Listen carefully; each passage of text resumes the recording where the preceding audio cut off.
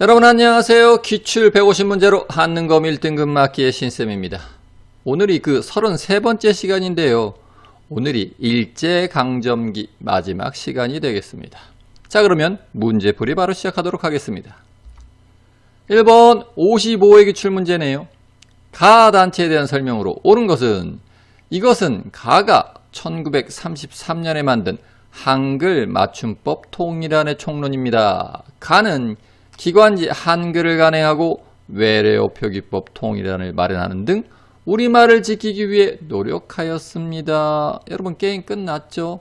1933년에 한글 맞춤법 통일안을 제정한 단체는 그렇죠. 조선어학회.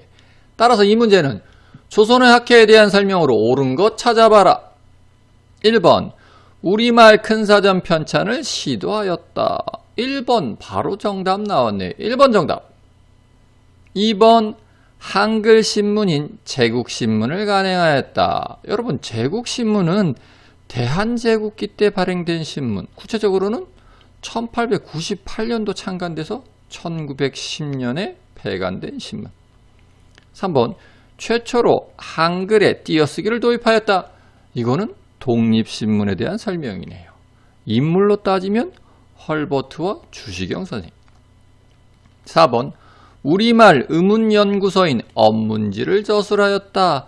여러분 이거 사실 모르셔도 되는데요. 언문지는요. 조선시대 그 중에서도 조선 후기 학자인 유희가 저술한 한글과 한자음 연구원 연구소. 그냥 들어만 두시면 됩니다.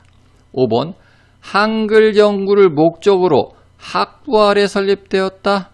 이거는 국문연구소에 대한 설명이었네요. 정답은 1번이었습니다. 자, 그러면 우리 1930년대 이후 국내 항일운동 한번 정리해 보도록 하겠습니다. 우선 문맹퇴치운동부터 좀 살펴보면 조선일보사가 1929년부터 1934년까지 문자보급운동을 실시하였다. 핵심 구호는 아는 것이 힘, 배워야 산다. 조선일보사와 학생들이 이 운동을 주도하였고 일제는 이거를 잘 지켜보다가 1935년에는 강제로 금지시켜 버린다.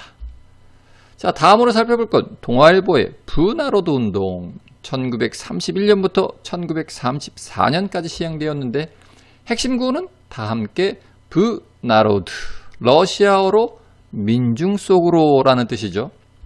자, 그래서 이거 역시 우리 조선일보의 문자 보급운동과 마찬가지로 동아일보 및 학생들이 주도하였고 농민들에게 한글을 교육하고 미신타파, 근건 절약 등 계몽활동에 주력하였다.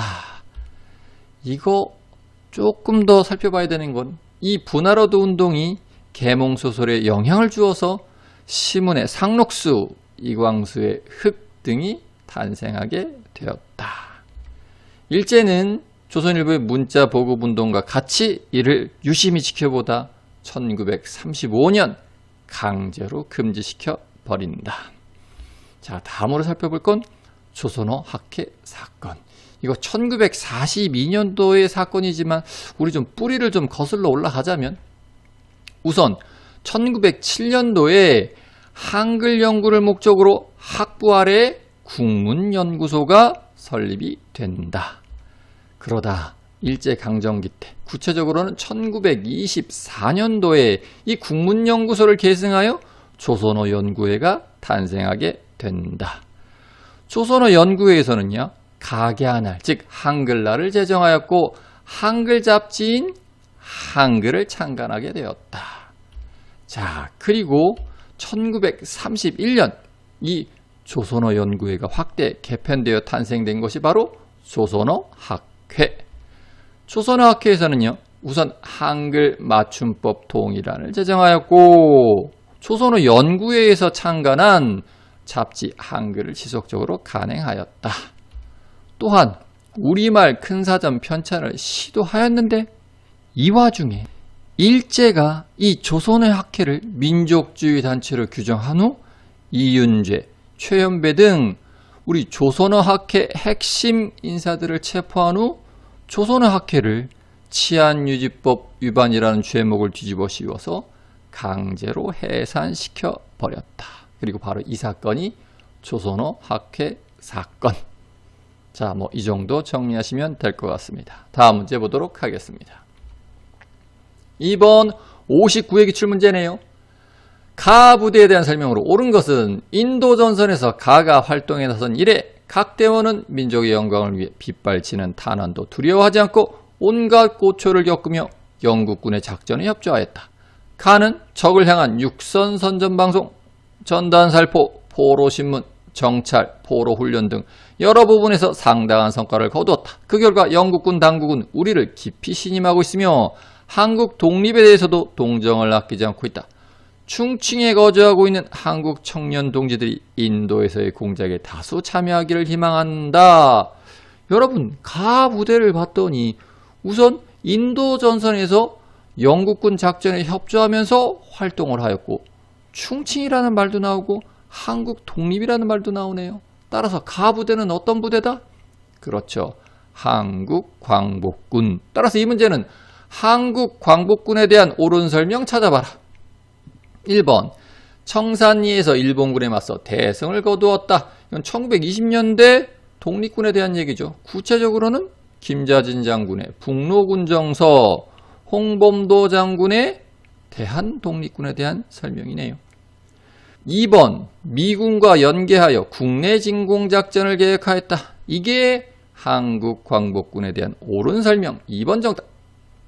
3번 쌍성보 전투에서 한중 연합작전을 전개하였다. 이건 지청천 장군의 한국 독립군에 대한 설명이네요. 여러분, 1번에는 홍범도 장군의 대한독립군, 3번은 지청천 장군의 한국독립군.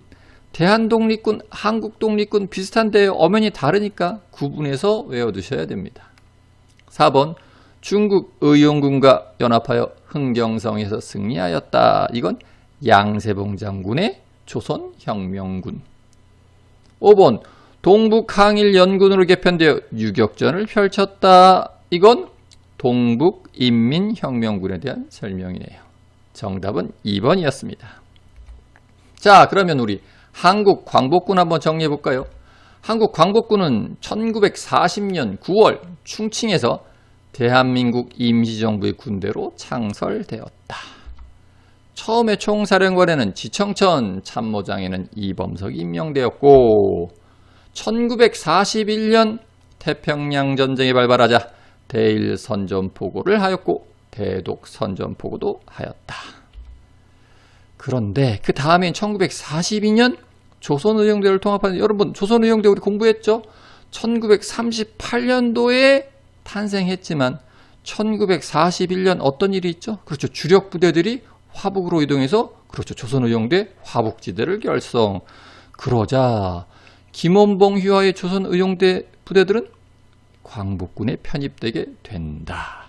그래서 편제가 약간 바뀌는데 총사령관은 또 마찬가지로 지청천 장군, 부사령에 김원봉이 임명되고 참모장에 이범석 장군이 임명된다. 자, 그런 한국 광복군은 인도 미얀마 전선에서 영국군과 연합작전을 수행하였다. 주로 선전방송이라든지 전단살포, 포로신문들의 역할을 담당하였다. 또한 미군 OSS와 협력하여 국내 진공작전을 계획하고 이를 준비했으나 1945년 8월 15일 일본이 느닷없이 항복하는 바람에 이를 실행에 옮기지는 못하였다. 이 정도 정리하시면 될 것 같습니다. 다음 문제 보도록 하겠습니다. 3번 60회 기출문제네요. 밑줄근 나의 활동으로 옳은 것은 나는 일제 침략에 맞서 민족의식을 고취하기 위해 국난을 극복한 영웅의 전기인 이순신전과 을지문덕전을 집필하였습니다. 또 조선 상고사에서는 역사를 아와 비아의 투쟁으로 정의하였습니다. 여러분, 조선 상고사란 책을 저술하였고 역사를 아와 비아의 투쟁으로 정의하였으며 이순신전, 을지문덕전 등을 집필한 사람은 누구? 그렇죠, 신채호. 따라서 이 문제는 신채호의 활동으로 옳은 것 찾아봐라. 1번 여유당 전설을 간행하고 조선학 운동을 주도하였다. 이건 정인보에 대한 설명. 2번 유교의 개혁을 주장하는 유교 구신론을 제창하였다. 이건 박은식에 대한 설명이네요.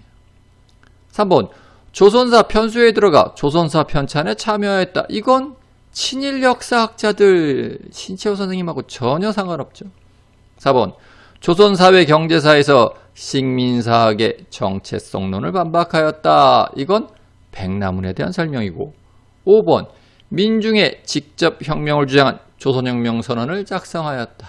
이게 신채호 선생님에 대한 옳은 설명 5번 정답. 자, 그러면 우리 일제 강점기 민족주의 사학도 한번 정리해 볼까요? 우선 박은식부터 살펴보도록 하겠습니다. 박은식은 국혼 및 민족 정신은 혼을 강조하였고 또 한국 통사, 한국 독립운동 지열사를 저술하였으며 기본적으로 박은식은 유학자. 그래서 유교 개혁을 주장하는 유교 구신론도 집필하였다. 다음은 신채호. 신채호는 대한제국기 때 언론인으로 이순신전 등 우리 민족 영웅들의 전기를 집필하였고 또 난가사상, 즉 화랑정신, 우리 고유의 사상을 강조하였고 조선 상고사에서 역사는 아와 비아의 투쟁이라고 정의하였고 조선사 연구초에서는 묘청의 서경천도운동을 조선 1000년 내 제1대 사건으로 평가하였다. 또한 의열단의 행동 강령인 조선혁명선언을 집필하기도 하였다. 다음으로는 정인보에 대해서 좀 살펴보도록 하겠습니다. 정인보는 신채호의 민족주의 사관을 계승하였고 어를 강조하였으며 안재홍 등과 더불어서 여유당 전서 간행에 큰 역할을 하였다. 그리고 5000년간 조선의 얼이라는 글을 동아일보에 연재하였다. 다음은 백남훈.